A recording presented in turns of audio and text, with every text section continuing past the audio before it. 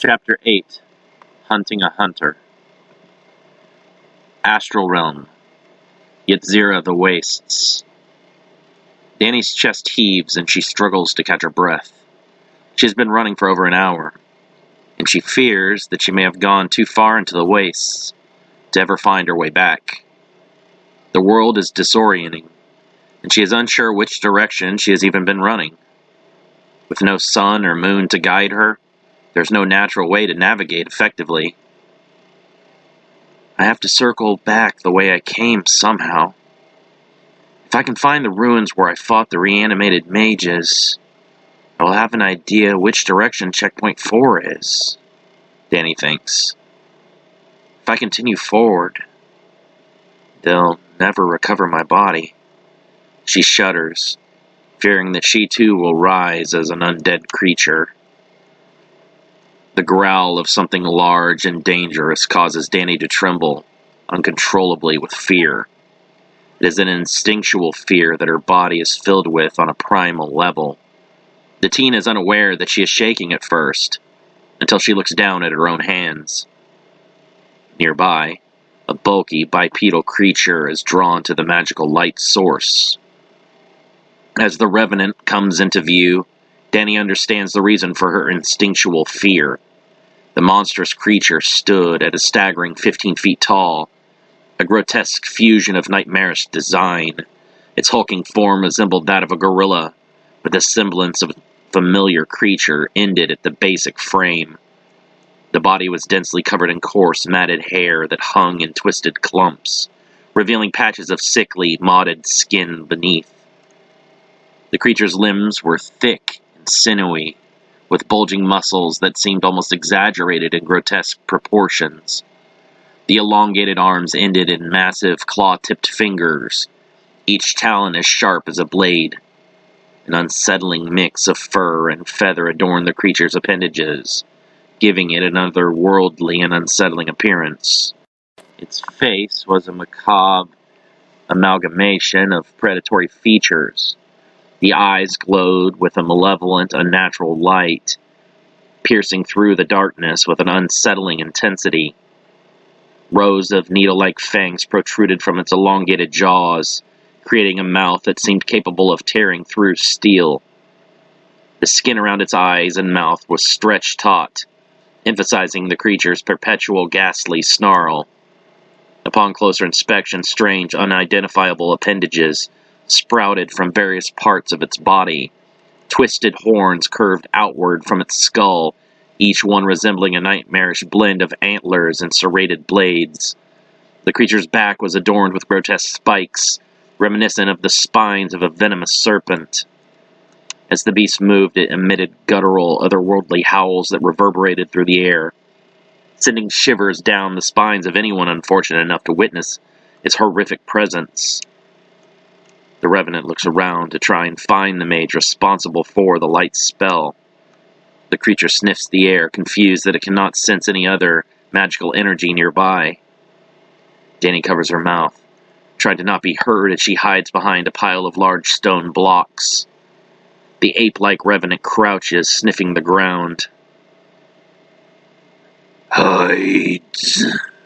A deep voice rumbles from the creature's throat.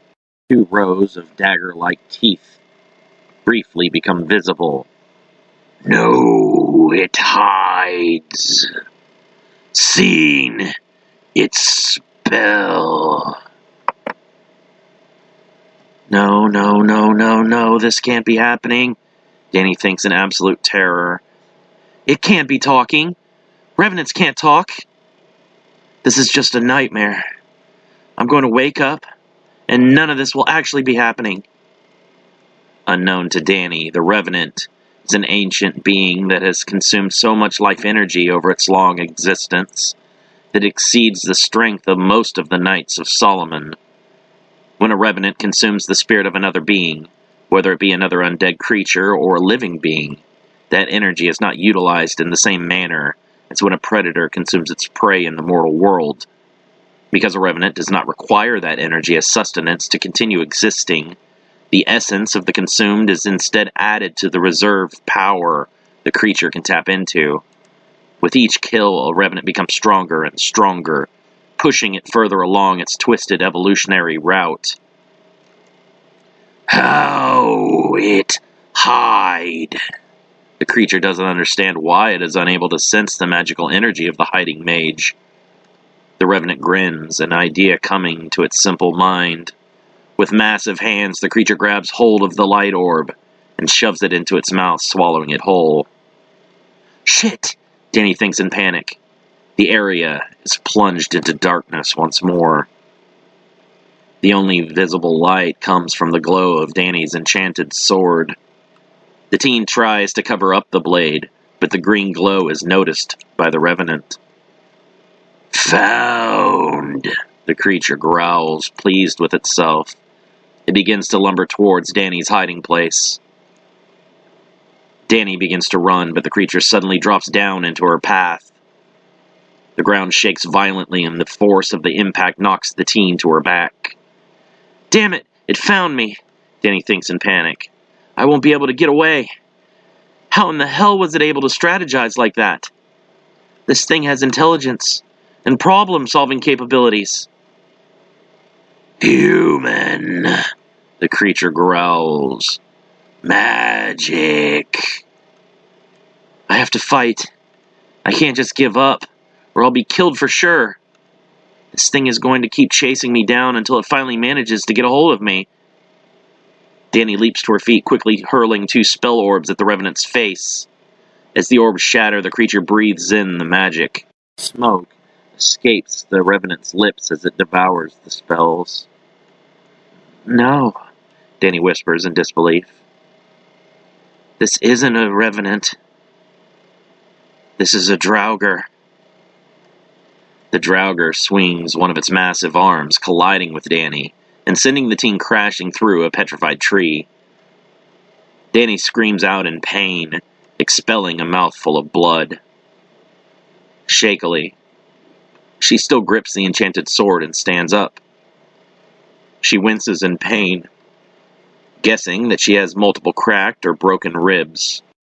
New pain floods her senses every time the teen breathes out. You aren't going to kill me that easily, Danny coughs, holding out the enchanted sword. I've fought against Sicarii, rogue magicians, and even a saint. Some undead gorilla isn't going to be the thing that takes me out. The draugr takes several steps towards the mage. The creature's movements are slow and awkward, but very powerful. It is confused that it can still sense no magical energy coming from the girl.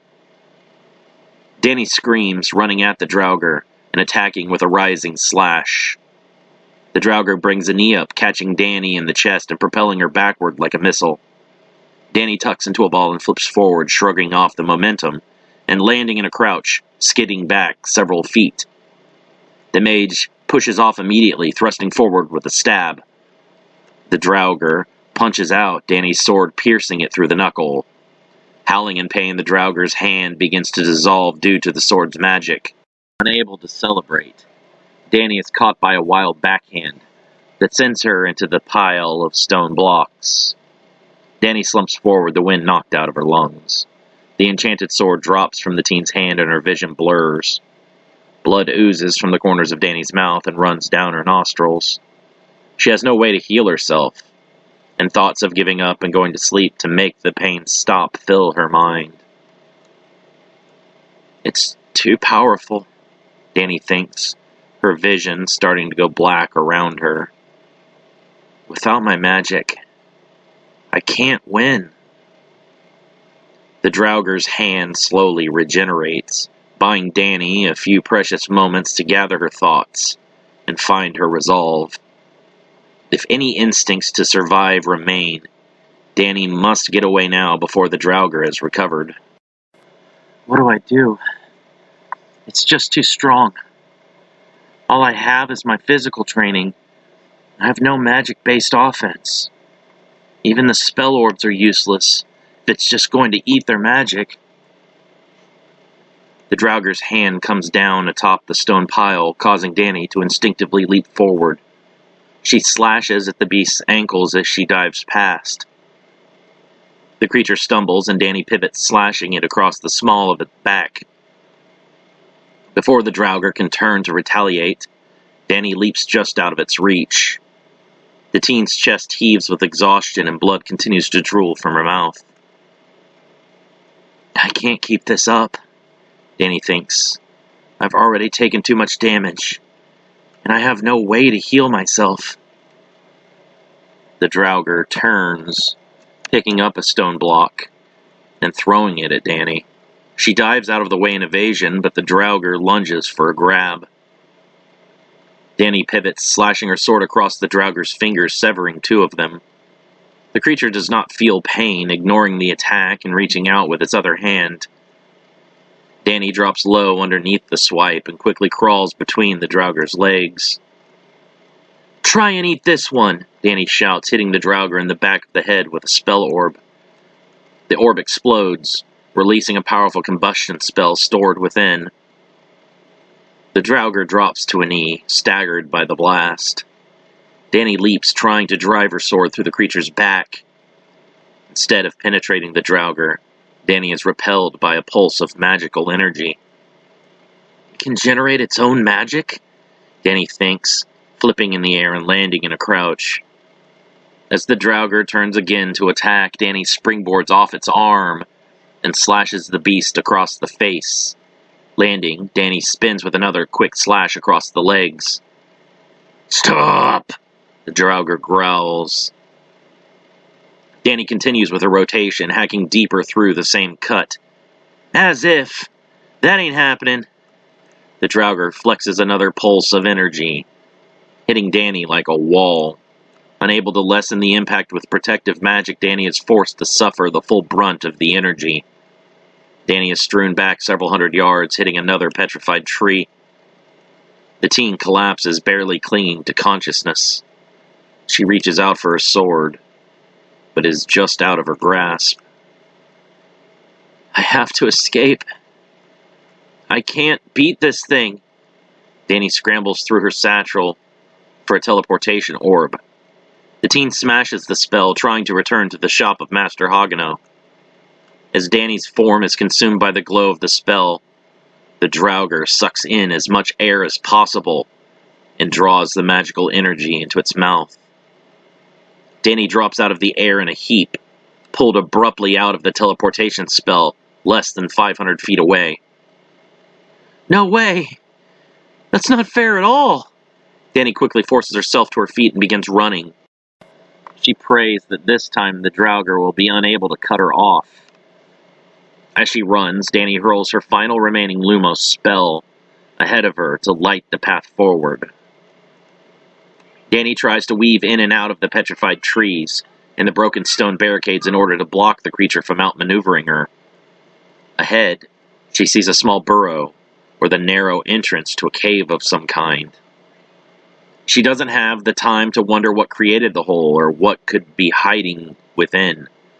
All Danny knows is that it may provide a possible escape, and she must seize the opportunity. Danny slides into the hole and screams in surprise as she begins falling into darkness. The pit drops down into a cavern. Danny can't see anything. It's unsure how far she has fallen. Without any magical light to guide her, or the illumination of her sword, she can see nothing but black. One of these remaining orbs might contain fire, if I haven't already dropped them all, Danny thinks, fumbling around in her satchel. I could probably use the fire to create a torch to light my path. I can't just go smashing them till I find the right one, or it would be a total waste. Damn it! I just don't know what to do. If only I could use my magic. Just a tiny spark, that's all I need. Damn it!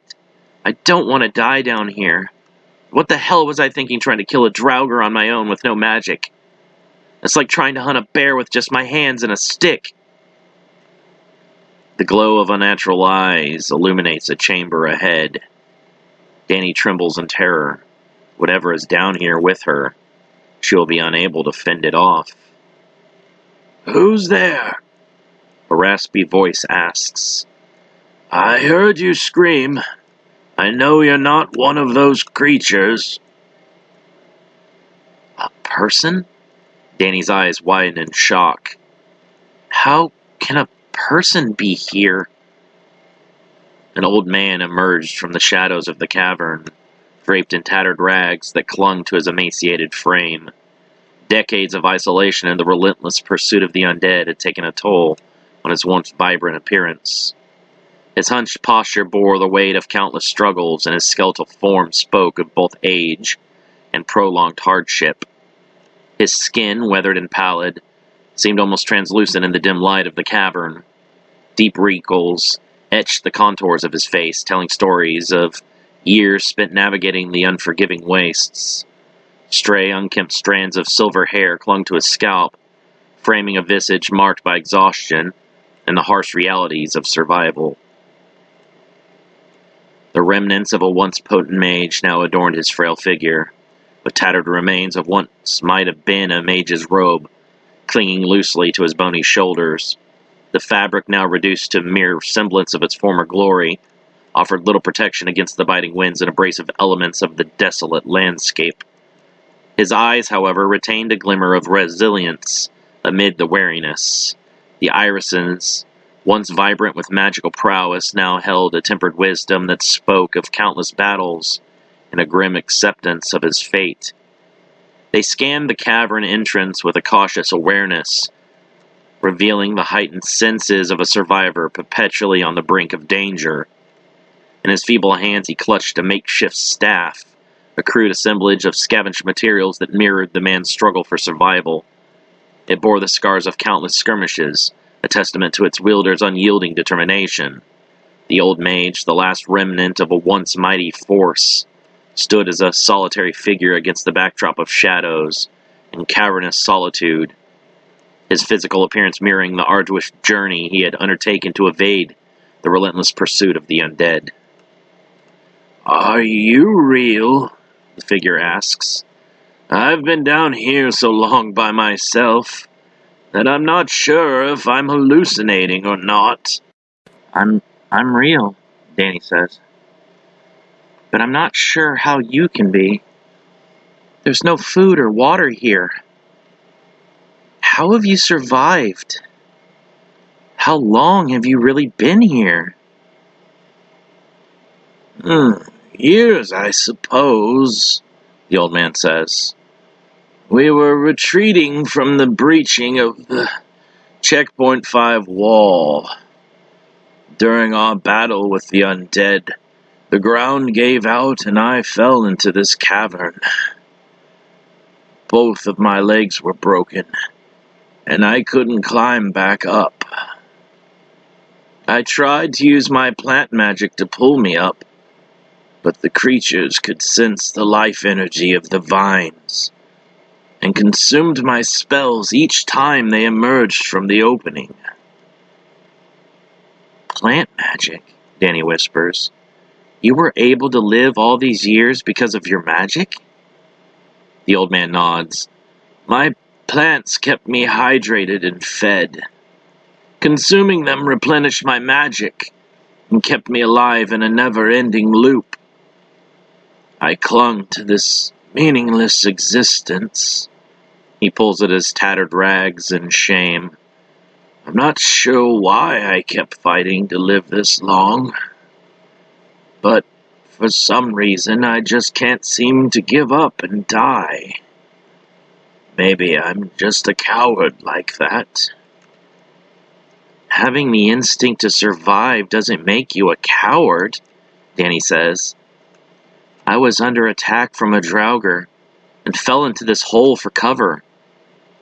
I didn't realize the drop-off was so deep." "Will your friends be looking for you?" "I came alone," Danny admits. She knows it was a dumb idea, hearing it spoken aloud. There won't be anyone coming to help. "Well, what is your magical affinity? Will it be any help getting us out of here? I see that you've lost your sword, but I still have mine.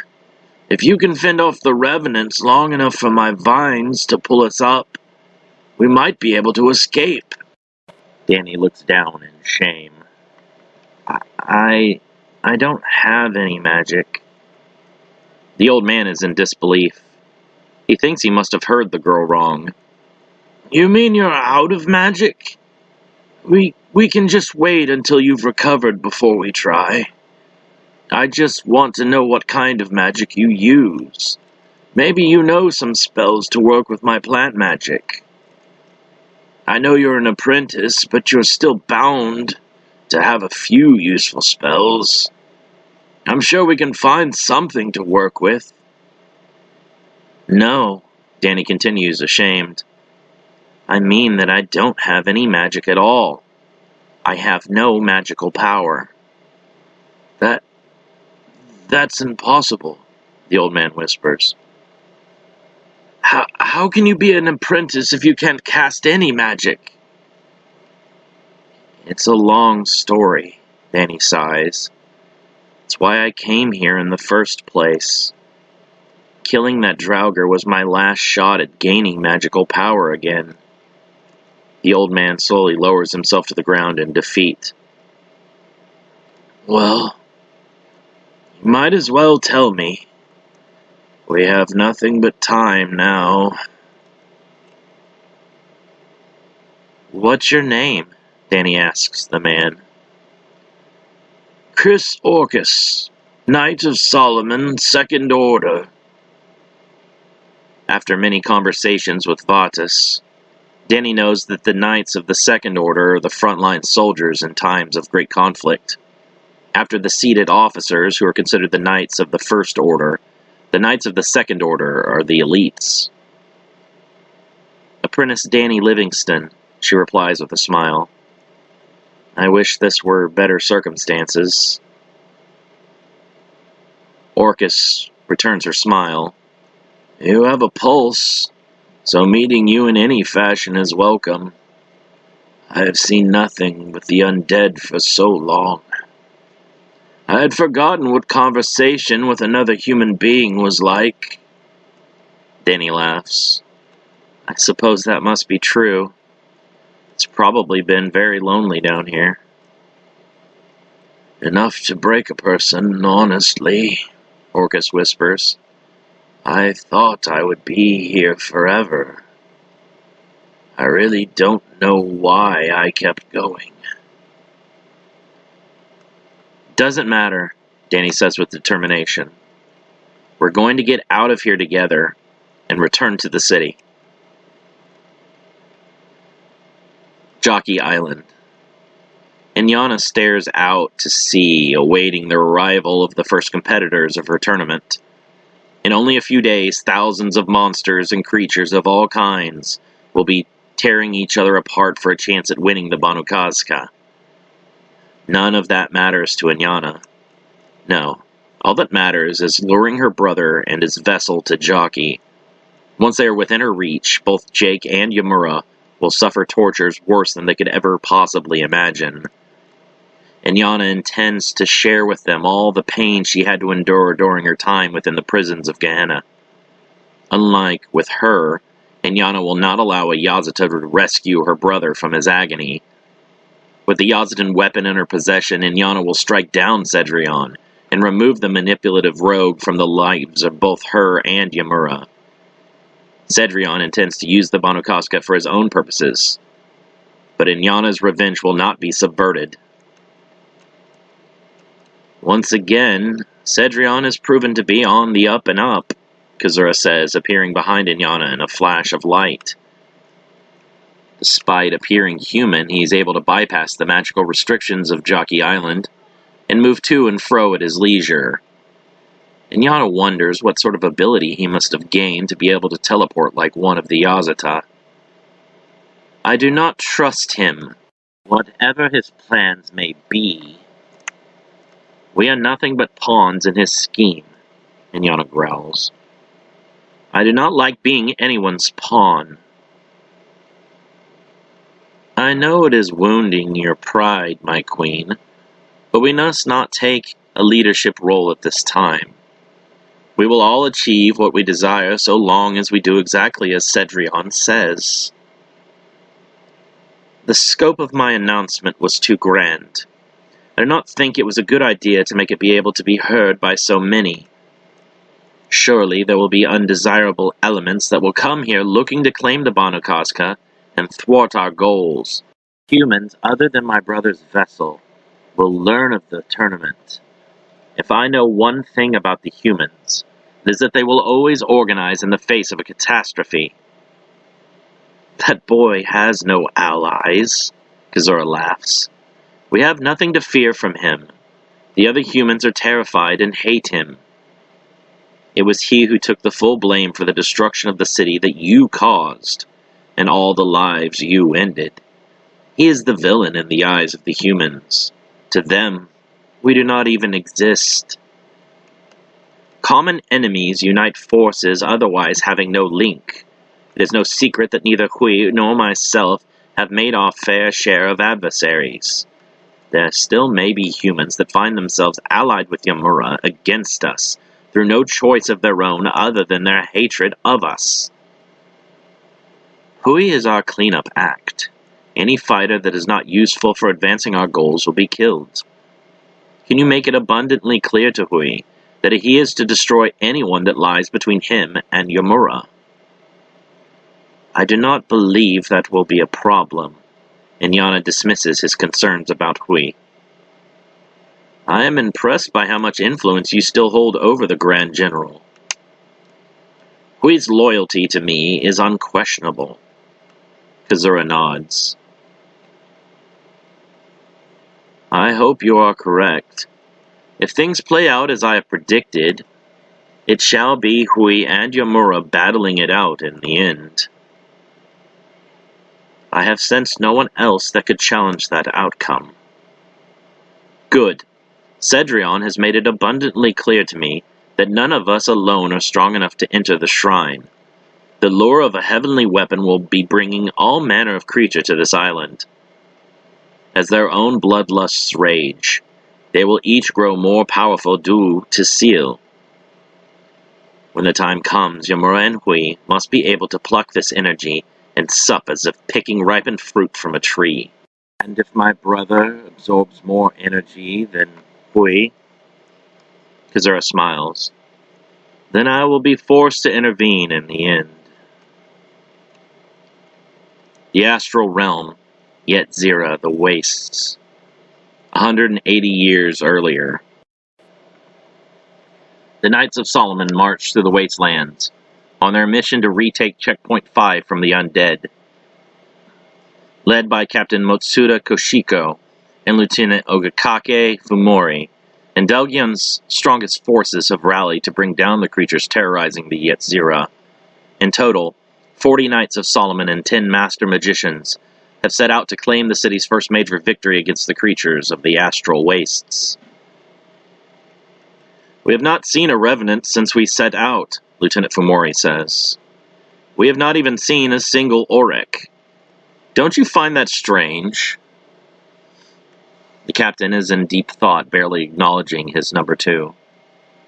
They are already demonstrating more intelligence than we thought them capable of. You believe they are purposely avoiding our detection?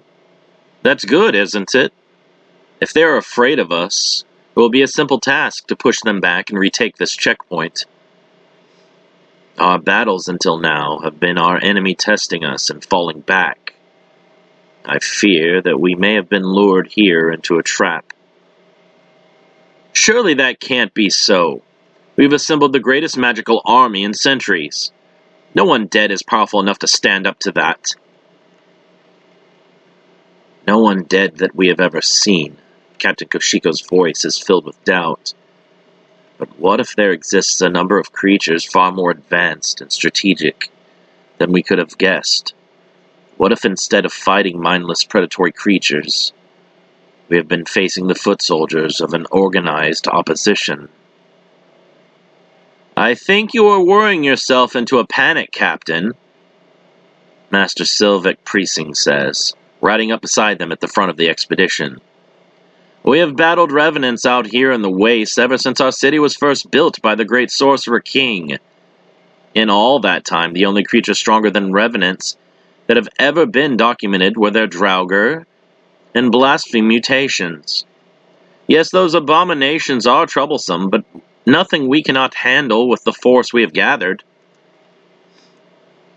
A blaspheme is just a revenant that has reached a certain level of power that is unclear to us and mutated, right? Captain Koshiko asks. Master Precinct nods. This is what has been observed, yes. There is some threshold they must reach before their evolution occurs. What if revenants are not unlike lobsters or crocodiles? These animals have never been documented to die of old age, only perishing from disease, injury, or predation. We already know that revenants are undead, yet they still hunt, and are hunted by others of their own kind. That being said, they still cannot die of age, and are effectively immortal. So what if they have no upper limit of strength? What if they are able to consume life and grow infinitely, mutating again and again forever? Someone would have seen this theoretical monstrosity before, if it exists. Our understanding of this world is less than our understanding of the sea. Just because we have not seen something does not mean that it is not a possibility. Think about how large the mortal Earth is. Now remember that it is widely accepted that the astral world is many times larger, if not infinite. There is no telling what kinds of strange and frightening creatures could have been hiding in the expanse of the wastes, beyond which humans have ever successfully explored. Whatever mutation might exist beyond a blaspheme could have gained a heightened sense of caution or avoidance. Master Precinct begins to laugh. You are a skillful soldier and a gifted combat mage, but I think you should leave the philosophy to the philosophers. An inhuman growl ahead catches their attention. There! We have finally caught up to the creatures! Wait! Captain Koshiko shouts as Master Precinct rides out ahead to lead the charge. Several other knights and masters follow, ready for battle. Reaching the stone ruins of a former settlement of the knights of the past, they come upon a single revenant creature. Perched upon a crumbling wall, the beast has a leathery, hairless body that is bipedal in nature, yet still possessing bat-like wings and avian talons for feet. A head and beak highly reminiscent of a pteranodon sits atop the creature's roughly 10-foot height. Cleanse the unclean spirits, Master Precinct whispers, running his hand down his blade to enchant the weapon. Osiedere immortui purificato. Eerie tremors echoed through the soil, heralding the emergence of a ghastly force. One by one, dozens of skeletal figures clawed their way out of the earth, their bony forms contorted into grotesque postures. The Oryx, as they were called, rose from the dirt, their skeletal bodies assembled in a macabre mockery of life. Their elongated limbs jerked and twitched with a malevolent energy, their skeletal hands brandishing claws that seemed unnaturally sharp and cruel. Tattered remnants of clothing hung from their skeletal frames, a grim reminder of their former existence. As the last of the Oryx pulled itself from the earth, the once silent ground now teemed with this undead horde. The hollow sockets of their skulls glowed with an otherworldly malevolence, casting an eerie, ethereal light in the vicinity. Their every movement emitted the dreadful sound of rattling bones, a haunting symphony that reverberated through the air. The mages and knights of Endelgian, caught off guard by the sudden appearance of these nightmarish creatures, reacted with a mix of shock and terror. Gasps and muttered incantations filled the air as they assessed the dire situation unfolding before them. Their skeletal army encircled them, forming an unyielding barrier of death. The knights, their once imposing armor now clinking with an anxious tremor, tightened their grips on their weapons. The mages began to cast protective spells, their hands trembling with the urgency of the encroaching danger. Even with calming magic affecting their minds, The horses of the knights experience a primal and instinctual fear that overpowers the spell. The horses panic, dumping several of the riders to the ground. The Oryx converge on the knights, but Master Priesting is faster and attacks first. "Do not dishonor your ranks by falling prey to such weak apparitions," the Master says, cutting through several Oryx with one swing. The Pteranodon Revenant lifts its head, studying the mages but not moving to attack. Hollow eye sockets glowed with a sinister light as remnants of long-dead instincts surged through its bony frame. The Revenant's elongated wings, now tattered and torn, twitched involuntarily with the ghostly echoes of once graceful flight. Skeletal talons clutched the edge of the stone, revealing its predatory nature even in its spectral form. From its elevated vantage point, it observed the mages with a calculated intelligence that transcended its lifeless appearance. Memories of the hunt resurfaced in the Revenant's hollow mind, and ancient instincts guided its spectral strategy. It analyzed the rhythmic gestures of the mages, the way they invoked magic, and the patterns of their defensive maneuvers. The pterodon-like Revenant, though devoid of the cognitive capacity it once possessed in life, adapted its newfound existence as a relentless predator. As the mages weaved spells and clashed against the encroaching darkness, the Revenant's ethereal mind processed the information and began to discern the subtleties of each magical incantation, identifying vulnerabilities and potential opportunities in the chaotic dance of energies below. The predatory instincts now intertwined with the supernatural guided the Revenant to anticipate the unpredictable movements of its human adversaries. Silent and calculating, the pterodon-like Revenant became an unlikely strategist in the undead horde. Its spectral gaze focused on exploiting weaknesses in the mages' defenses, seeking to disrupt their magical cohesion and tip the balance of the battle in favor of the relentless forces of darkness. "You are pretty clever for a mindless beast," Master Priesting says to the Revenant. "Did you hope to have the Oryx kill us for you?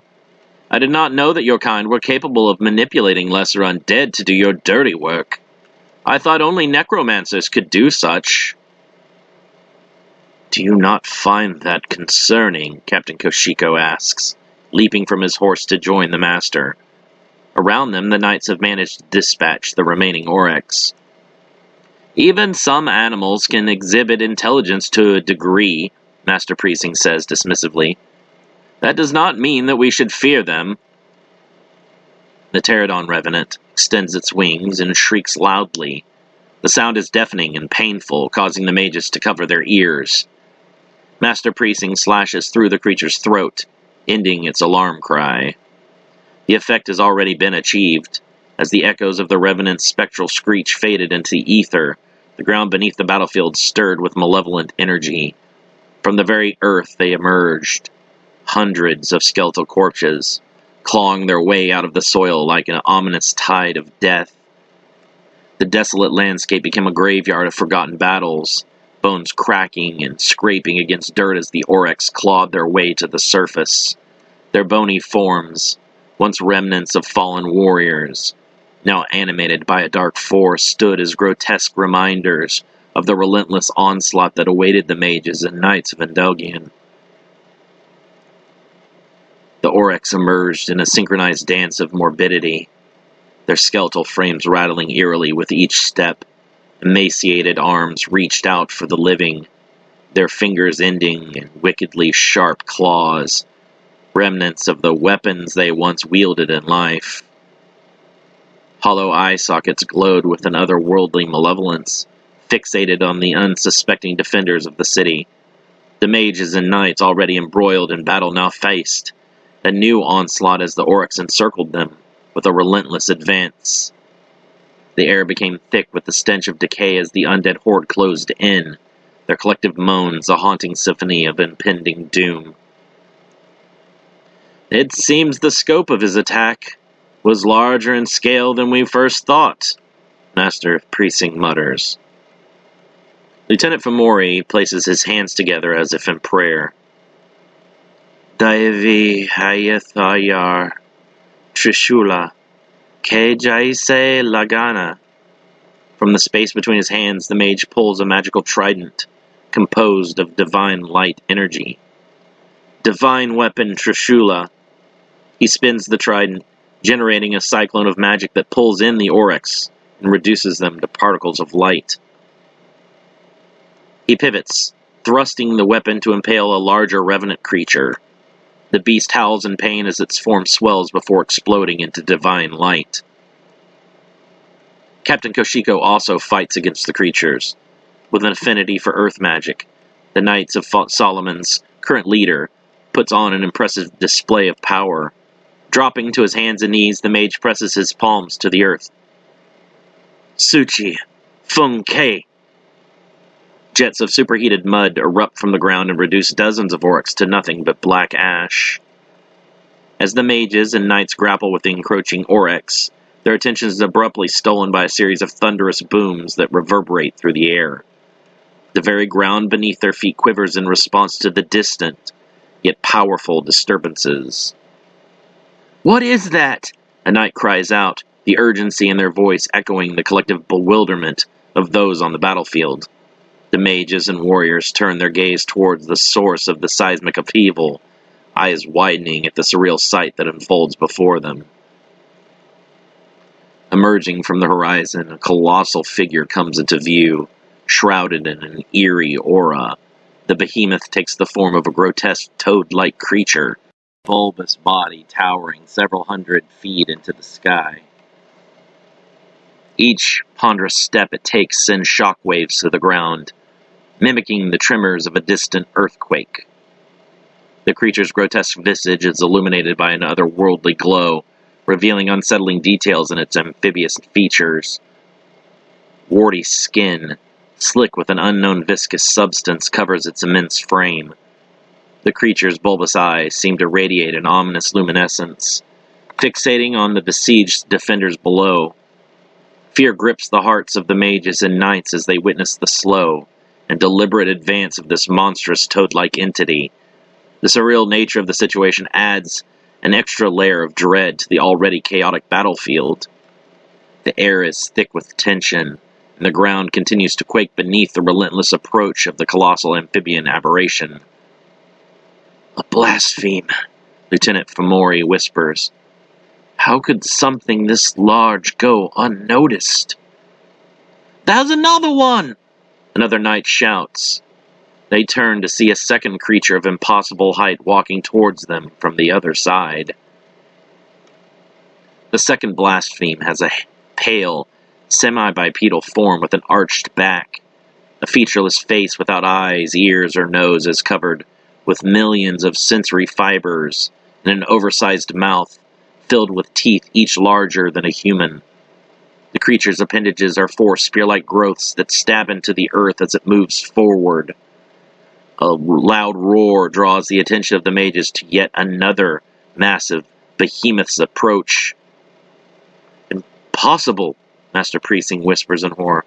3 blasphemes? Don't these creatures naturally hunt each other? How can multiples of this size exist? Shouldn't they have killed each other by now for prey or territorial rights? Unless a greater intelligence is directing them, Captain Koshiko says. Master Priesting does not respond. The mages battle fiercely against the Oryx, trying to clear them out before the greater threat of the blasphemes. The mages unleash a torrent of magic upon the encroaching Oryx, determined to quell the skeletal onslaught before the even more formidable blasphemes arrive.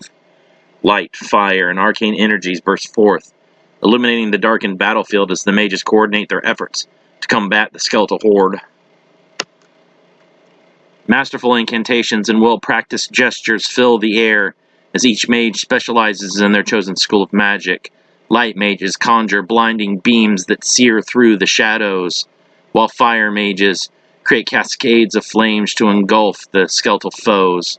Earth mages manipulate the ground beneath, attempting to ensnare and immobilize the Oryx, slowing their relentless advance.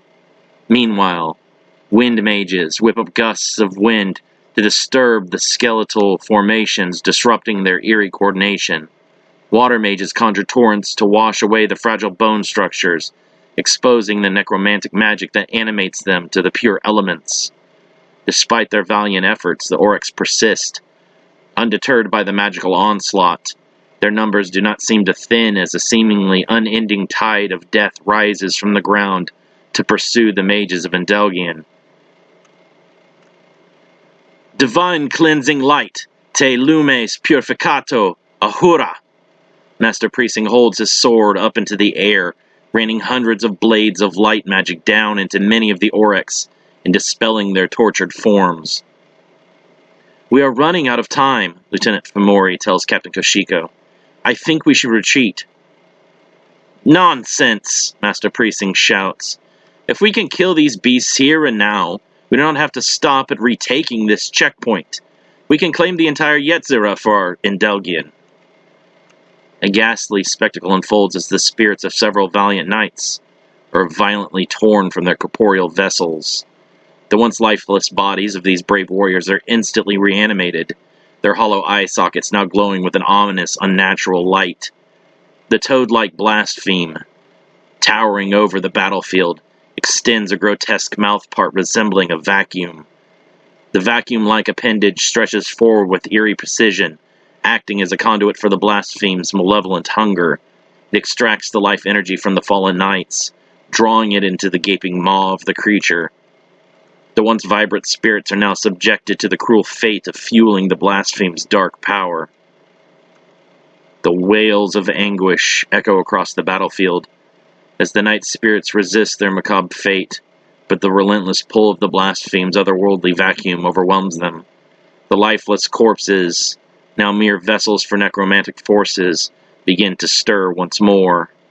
Animated by the stolen life force, the newly formed Oryx rise from the ground, joining the skeletal ranks with an unsettling unity.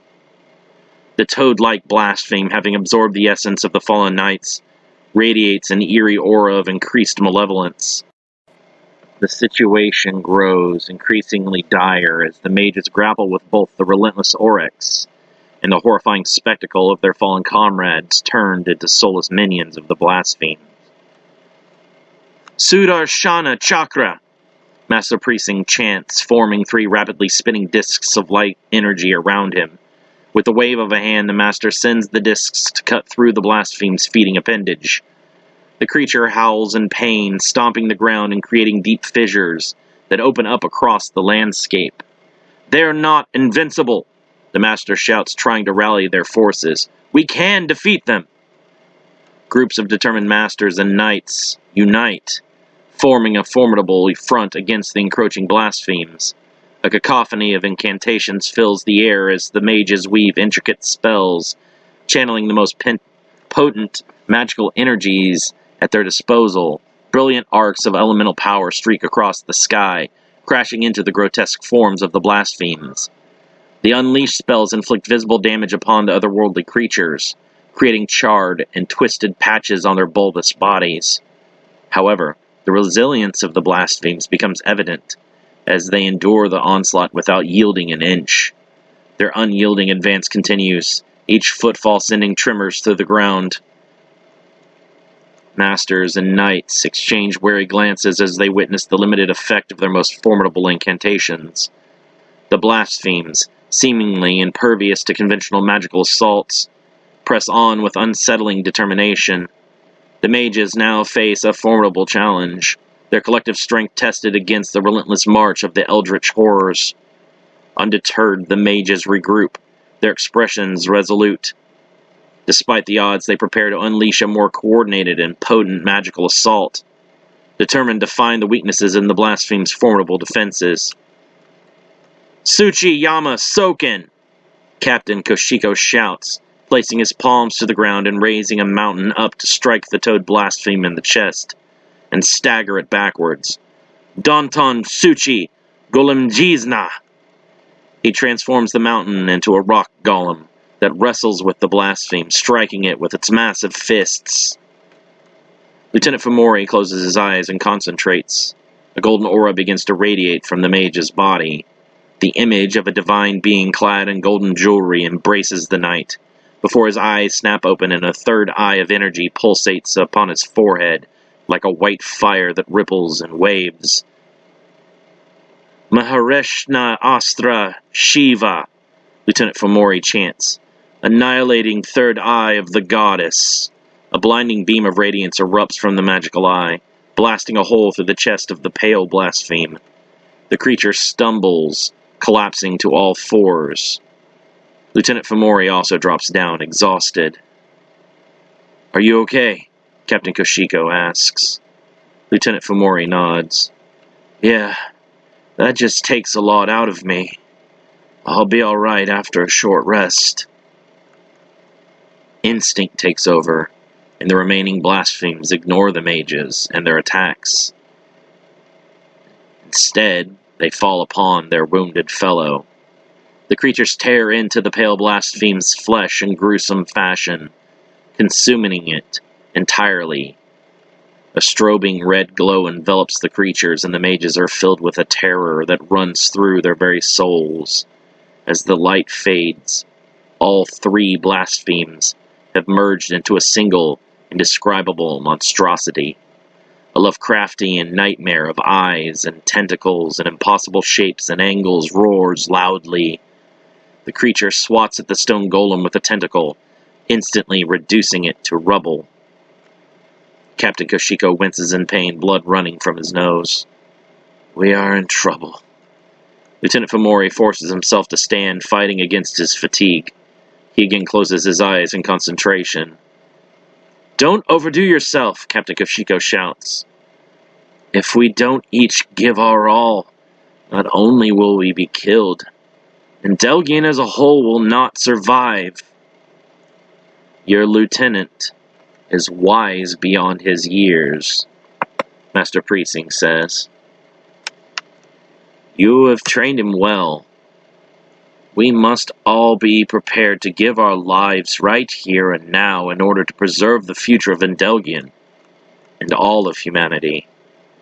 Dozens of discs of light magic surround the mage. Sudarshana, Chakra, Ahura. All around them, the other masters and knights cast each of their most powerful spells in preparation of a final assault.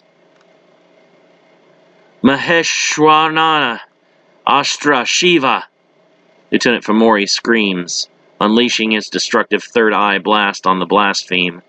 This acts as a battle cry for the other mages, and they all fire their own attacks. "Kado Shokutsui," Captain Koshiko shouts, opening up a rift in the ground that the blaspheme collapses into. "Suchi Shikyo, Earth Death Technique." Chunks of earth are broken up and pulled towards the fissure, hammering the creature with tremendous force. Unable to move or dodge, the blaspheme is pelted ruthlessly by the stones. "That is enough," a voice like a raspy hiss says. The spell is cut off abruptly, causing all the stones in the air to drop immediately. Captain Koshiko turns to see a ghastly fusion of undead and predatory features that elicit terror with every glance. Its form is a grotesque collage of ancient beasts, prominently showcasing traits reminiscent of the mammalian hell pig, Daeodon, and the predatory dinosaur Spinosaurus. It's immediately clear that this beast is no mere revenant, or even a blaspheme. It carries with an ominous aura of something far more dangerous and evil. Unlike the revenants that hunt out of instinct, this new monstrosity has an air about it of pure malevolence. A long muzzle with sharp teeth protrudes forward from the creature. Two sharp, horn-like growths jutting from the sides of its jaws. The creature's skeletal structure is exposed in places, giving it a macabre appearance that melds with the shadows that seem to cling to its form. Its skin, where remnants remain, is mottled and decayed, resembling the desiccated flesh of long-dead creatures. Sinuous muscles ripple beneath the surface, hinting at the formidable strength that powers its predatory movements. The creature's head is a nightmarish amalgamation of animalistic features. A pair of hollow, predatory eyes glow with an eerie luminescence, fixed on its prey with an unrelenting gaze. Its elongated snout is adorned with razor-sharp teeth, a menacing array that speaks to its predatory nature. Tattered remnants of what once been an avian crest or fins protrude from its skull, adding an unsettling touch to its fearsome countenance. The creature's limbs, bearing traits of both reptilian and mammalian anatomy, end in claws and talons that drip with an otherworldly darkness.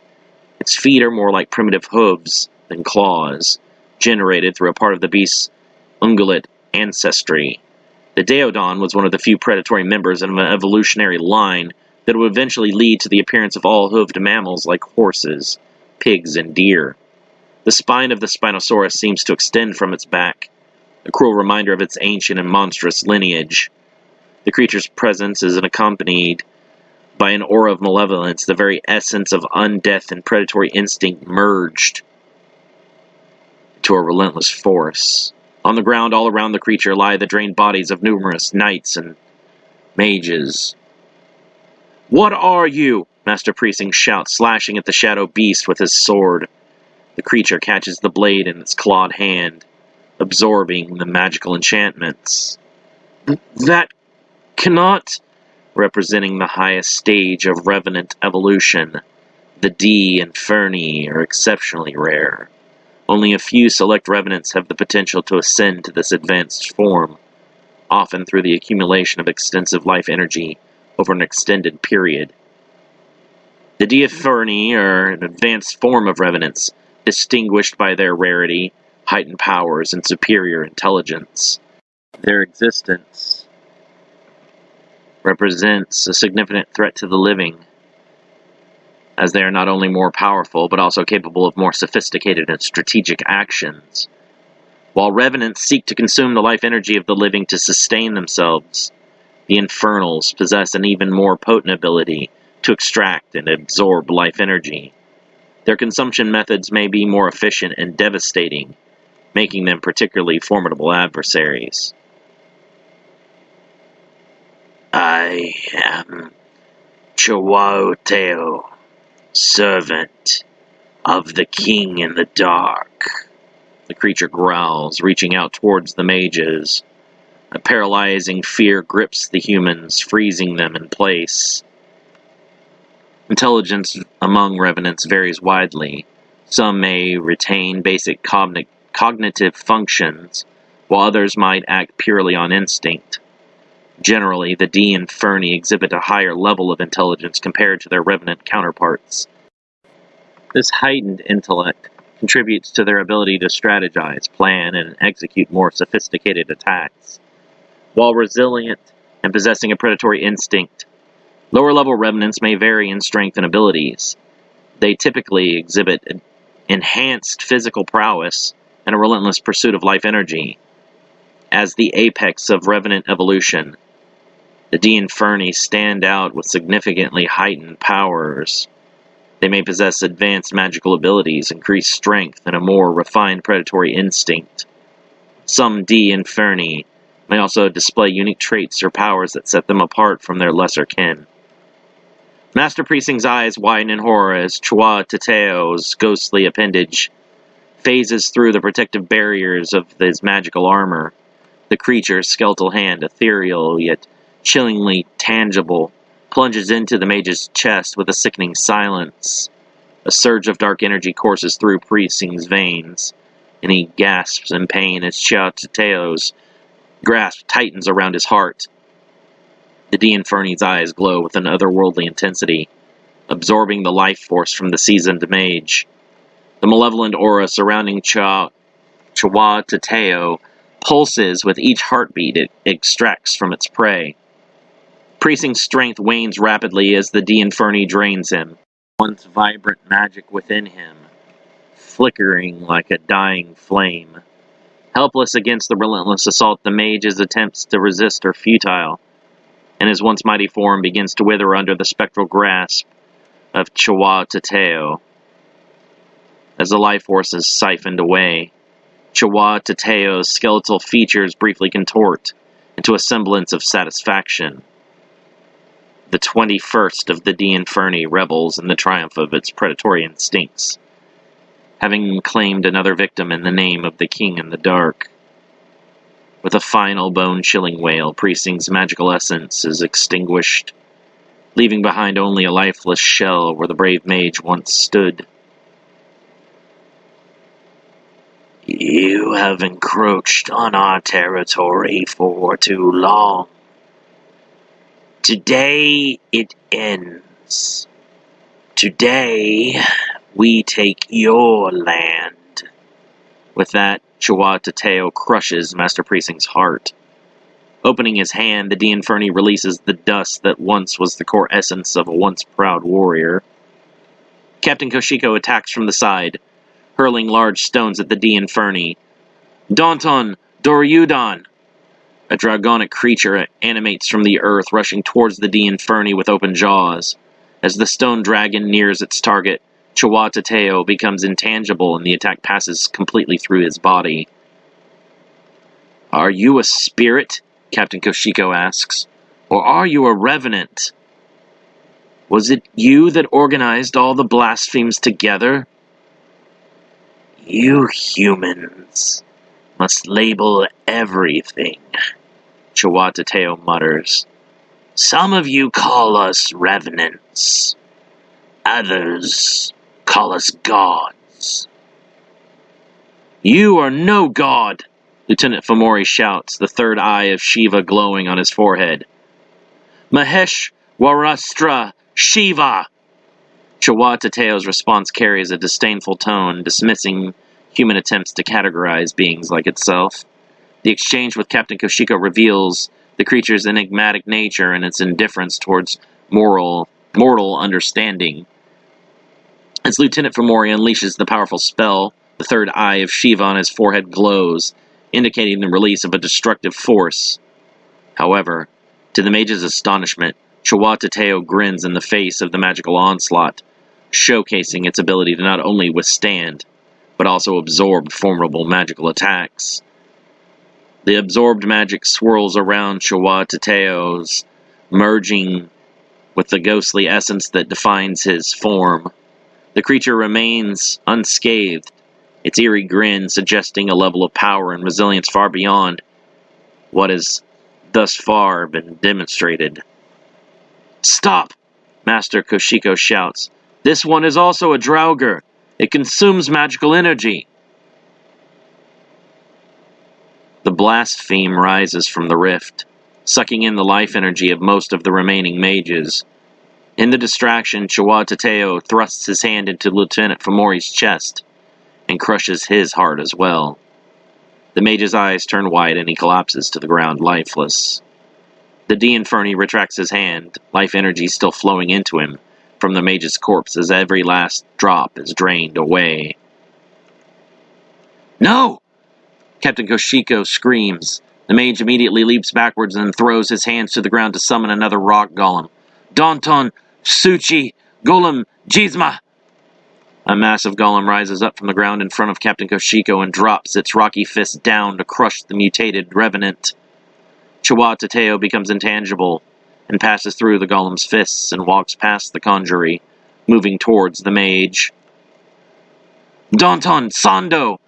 Captain Koshiko screams, slapping his hands together and causing two large sections of earth to rise up and slam shut like a book with the creature between.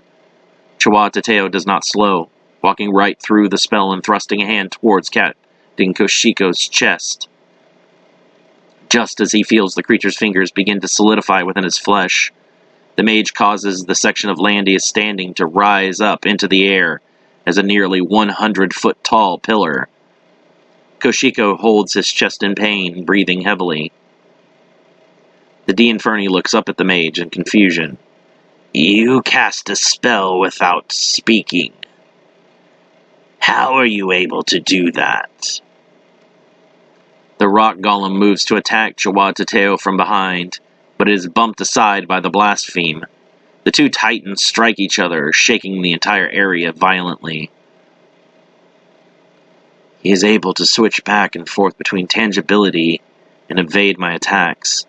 Captain Koshiko thinks with frustration. And I don't know a lot of anti-spirit magic.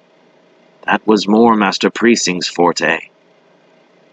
Captain Koshiko levitates several baseball-sized stones into the air around him. Mariushi! Tonyu! He chants. White glyphs appear on each of the stones and glow with a holy light. Kurenjing Utachi! The mage begins to send the rocks down at the D Inferni. Chihuahua Tateo stands firm and does not dodge the first attacks, but regrets this decision as the purifying enchantments cause his spiritual form pain. Smoke rises from the side of each impact, even as the rocks pass harmlessly through his body and crash into the ground. The creature growls in anger, glaring up at the mage. In an instant, the D Inferni darts up onto the pillar to join Captain Koshiko, sacrificing the larger size of the blaspheme form. The D Inferni are incredibly fast and agile. Luckily, unlike fully spiritual undead like ghosts and wraiths, revenants and their mutations generally cannot use teleportation as a method of movement. Gyaku! Suru! Kotai! Captain Koshiko shouts, enveloping the infernal in a glowing white light. Chihuahua Tateo grins, seemingly unaffected by the magic. Nothing you can do will harm me. I am beyond your abilities. I have long transcended anything you mortals can achieve. Captain Koshiko suddenly unleashes a barrage of offensive spells, consuming the infernal in a whirlwind of smoke and flame. Chihuahua Tateo is confused as the smoke clears, showing visible signs of damage. The Gyaku Suru Kotai spell reverses the solidity of targets, even those of a spiritual nature. You cannot avoid my magic by becoming intangible any longer. The infernal expels a surge of black energy outward, instantly healing its wounds. That still is not enough to defeat me. Fearing that all is lost, the captain can only think of doing whatever is necessary to stop the threat. Not only are his friends and allies at risk, but all of humanity. If these D Inferni are able to escape to the moral world, the havoc they would wreak is unimaginable. He cannot think of his own preservation. These creatures cannot be allowed to reach Endelgian. Even if he must sacrifice his own life, they must be stopped. Vaishna Vastra, Captain Koshiko chants, transmuting his magical energy into explosive power. Each of the mage's cells charge with energy and begin to detonate. I can still consume your energy, Chihuahua Tateo shouts. You cannot kill me. It draws the mage's spell into its mouth, swallowing it all. Captain Koshiko collapses, all of his magic power drained. He begins to weakly laugh. Why are you laughing? The D Inferni asks, confused. My spell does not stop just because you absorbed it. The very magical energy composing it was transformed. The creature's eyes widen in horror as its entire body swells in size before exploding in a blast so large that if it were to occur in the mortal realm, entire countries would lose sight of the sun for years due to the ash and the fallout. Knight of Solomon, Chris Orcus, awakens at the bottom of a seemingly endless pit. Darkness is all the mage can see. There's no longer any light. The knight screams at the top of his lungs, but no one responds. He is alone.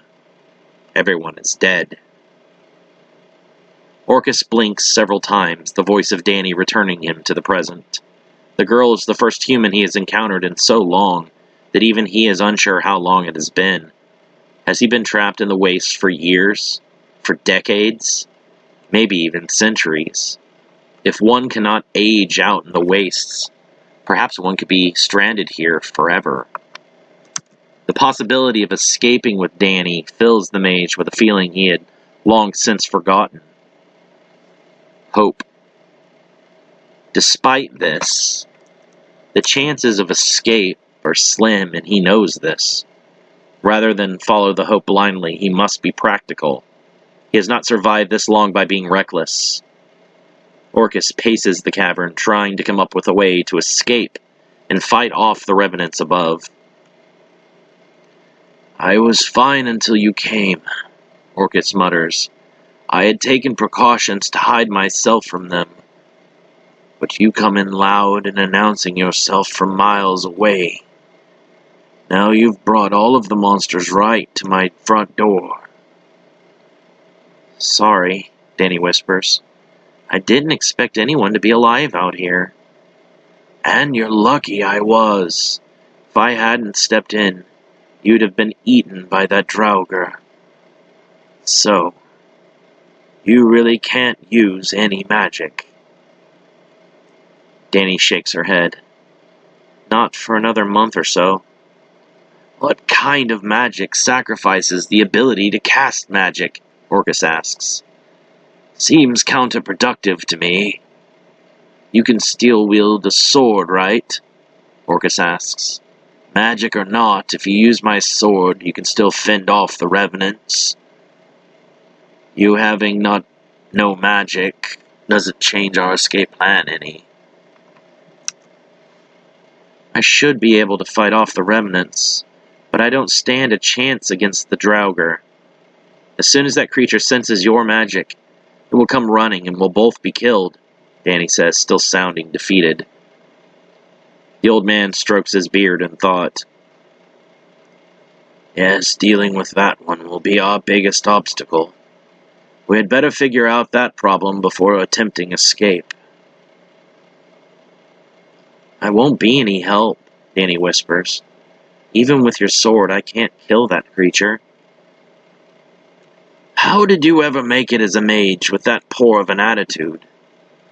As a mage of Endelgian, you should be ready to keep fighting even if an opponent has cut off both of your arms and ripped out your tongue. Magic does not come from your hands or your words. It comes from our souls. If you believe you're already defeated before battle, you stand no chance at proving yourself wrong." Danny stares at the old mage in confusion. "If you didn't have any magic, what would you do?" "Well, for starters, the Draugr would not target me if I didn't have any magic. I would use that to my advantage to attack it first from a blind spot. Draugr may be more powerful than a regular undead, but they are still more like animals than us. We can outsmart them." Danny considers this. "So if the Draugr is after you, I can attack it from behind?" Orcus nods. "As long as you make your strike count. I believe this will be our most effective strategy. Well, Apprentice Livingston, are you ready to do this?" Orcus asks. Danny takes a deep breath and nods. "Yeah. Let's do this." Orcus enchants his sword and hands it to her. "Make sure that your strike counts. We won't get a second try. Once the Draugr is aware of our strategy, it will kill you even if you will provided no magical energy." "I'll go for the head. That seems to kill most things." Orcus nods. "Not a bad plan of attack. If you can sever the head completely, that would be far better." "It was pretty large. I'm not sure I'm strong enough without any strength-boosting spells to cut all the way through." "I will try to assist any way that I can, but you just make sure that you hit it where it hurts the most. If you can incapacitate the creature, I may be able to retaliate with some offense of my own." Danny considers many things in the moments before what may be her final battle. Without magic, this is the most helpless Danny has ever felt in her life. Even when facing off against one of the saints, she still felt as though she had options. Now, she feels as if she is completely powerless. Orcus notices Danny is in deep thought. "Clear your mind and focus. I can't afford for you to lock up on me." Danny nods. "I'm good." Orcus looks over at the hole leading back up to the wastes and holds his hands out. Plant magic! Droict plandai, Orcus chants. Faz finiuna. Long vines extend up from the ground, generated through the Elder Mage's feet as he feeds his magical energy downward. The vines stretch out and lift Danny up through the cave entrance. As soon as the vibrant life energy of the plants are sensed, all of the revenants in the vicinity converge on their location to consume their essence. Danny slashes Orcus' sword in an arc, cleaving the nearest creatures to pieces and reducing their forms to exorcised smoke. One of the vines grows several hardened leaves, which Danny uses as a platform to stand on and continue battling the lesser creatures. Dialga! Orcus shouts, sprouting hundreds of sharp thorns along the length of the vines. Ionisai! The thorns fire, spreading out and tearing through the revenants like bullets. A bat-like revenant with a single large eye swoops down for Danny, flying over the magical thorns as they are launched. The mage feels the air shift, relying heavily on her physical senses and training, now that her magic is gone. Danny drops low and thrusts the sword upwards, piercing the revenant's eye and destroying it. As the weaker creatures are thinned out, the smell of life draws in older revenants from a greater distance. Danny is surprised that the Draugr has not yet arrived. A revenant with a dog-like face, bluish-purple in color with 2 extra eyes on antennae stalks, a turtle-like shell, 1 crab claw-like hand, and 4 spidery legs rushes in from the darkness and snips the base of several of the vines. Danny falls as the vines below her are severed. The revenant raises up, hoping to catch Danny in its claw as she falls. Lan Doyle! Orcus shouts, creating a large leaf blade and using it to cut through the revenant's claw at the wrist. Danny screams as she falls, driving her sword through the creature's forehead. Another revenant runs at them, orange in color with many horns, 4 arms, 2 mouths on its chest and stomach, mouths on each knee, and a grotesque face like that of a melted weasel. The revenant weaves towards them in a zigzag motion, evading all of Orcus's magical attacks. As the revenant reaches Danny, she swings with an overhead slash, but the creature evades and grabs her by the shoulders with 2 of its arms. Lan Doyle! Orcus shouts, slashing at the revenant with his leaf blade. The revenant slaps the older mage aside with one of its free arms. Danny struggles to break free of the creature's grip as it pulls her head towards one of the mouths on its stomach. Bioma green! Orcus shouts, drawing together a mass of his magical energy. A flower buds on one of the vines as it gathers strength, blooming into a full flower and opening up to release a powerful beam of energy into the revenant's back. The revenant howls in pain as it is burned up until nothing remains but its arms and part of its face. Danny drops to the ground, blinking in disbelief. Wow, Danny whispers. Your plant magic is really strong. Are you okay? Orcus asks. Danny looks down to see her shoulders are bleeding from punctures made by the creature's claws. I'll be fine. You need to be at full strength if that Draugr shows up, Orcus says, converting his plant magic into healing power. Photosynthesis. Danny's body glows with a green light as her wounds are closed up. Thanks, Danny whispers. But shouldn't you save your energy for more grave injuries? Orcus produces a small golden fruit from one of the vines and takes a large bite. I have been able to survive this long because my magic and I have formed a symbiotic circle. I may be old, but I cannot tire from fatigue or lose stamina so long as I continue to cycle my power back through my plant magic. I feed the plants with every breath I take, and in turn they keep me alive with the energy produced by their delicious fruits. Danny is amazed at how this wizened mage has managed to hone his ability so well over time to effectively make himself live forever on nothing but his own magical power. Should they be able to survive this, Master Orcus's teachings would be invaluable to Endelgian as a whole. Hunger! The deep voice of the Draugr growls, drawn to the mages after sensing Orcus's powerful surge during battle. Oh no, Danny gasps. It's found us. This is the creature that you ran from? Danny nods. It's a Draugr. It eats magic. Your spells will only make it grow stronger. Then we must use that knowledge to our advantage. What? How can we use that to our advantage? It can eat any of your spells. How can we damage something that will only become more powerful the more we attack it? You sound like someone who has already given up. There is more to being a mage than just possessing raw attack strength. We must use our minds and formulate appropriate strategies for each scenario we find ourselves in. If these monsters can eat magic, then we will just have to give them a spell that will leave them with severe indigestion.